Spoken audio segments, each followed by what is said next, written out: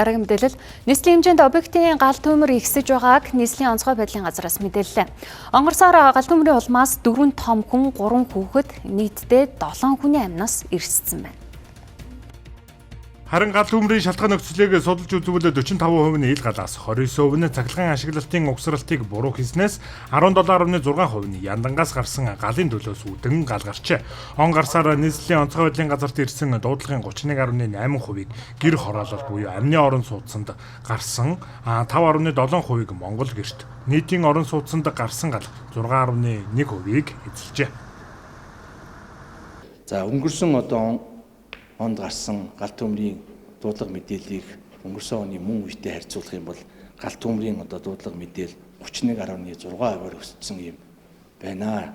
За сүүл он гарсаар мөн нийт бол 90 удаагийн шар усны гал төмөр бүртгэгдээд байна. За үүнийг өнгөрсөн оны мөн үетэй харьцуулах юм бол 11.7% бол одоогийн байдлаар өссөн байна. За та бүхэндээ хэлэхэд сүүлийн 72 цагийн дотор ихэд нийслэлийн хэмжээнд нийт 55 удаагийн гал төмөр мэдээл бүртгэгдээд байна. Үүний 25 нь шар усны гал төмөр эзэлж байна. Нийслэлийн ногоон бүсүүдэд 5 дүүргийн 31 чиглэлд өнөөдрийн байдлаар 5 автомашинт 28 албан хаагч үүрэг гүйцэтгэж байна.